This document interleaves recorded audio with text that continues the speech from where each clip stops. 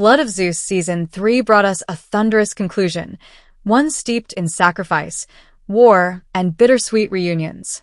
The mythological world we've journeyed through since Season 1 has now reached its climactic finale, where destinies were fulfilled and legends carved in flame. This season, the threat loomed larger than ever before. Kronos, father of the gods, risen with his fearsome army of titans, determined to wipe out the Olympians and reclaim the heavens. His motives? Rooted in fear, power, and the haunting memory of being overthrown by his own children. But the heart of the season lies with Heron, Zeus's mortal-born son, who stood once again between annihilation and survival.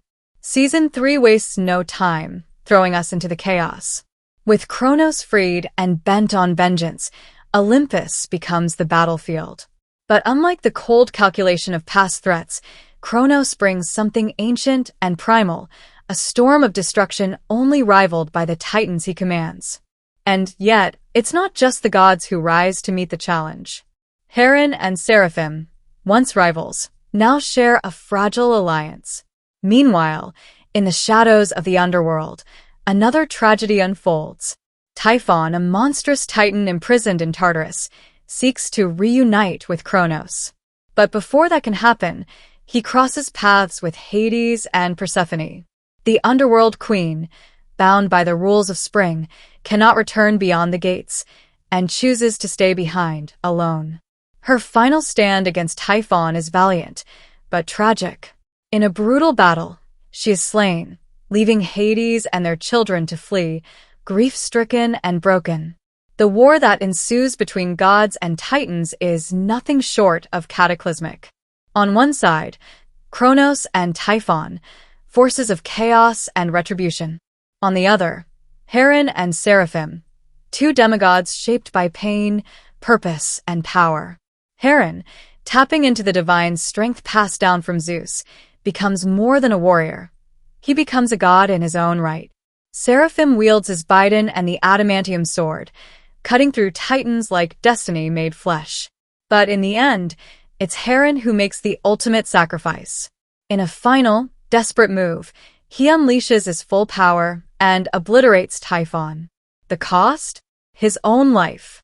With Typhon destroyed and Heron fallen, the tide turns. Seraphim, consumed with vengeance, channels every ounce of fury into his duel with Kronos. It's brutal, relentless, and finally victorious. Kronos falls, ending the war of the gods once and for all. But the damage is done. The world has changed. As the dust settles, we're taken to the Elysian Fields, Greek mythology's final resting place for heroes. There, Heron is reunited with Electra, his mother. It's a quiet, tender moment, one of closure, healing, and love. But the surprise? Seraphim appears too. Not dead, but permitted to enter Elysium by the gods as a reward for his bravery. He kneels beside Heron and Electra, not as an enemy, not even as a brother, but as a man at peace. Together, they watch over the world they saved. Season 3 of Blood of Zeus ends not with triumph or tragedy, but with balance. The gods may still reign. Olympus may still stand.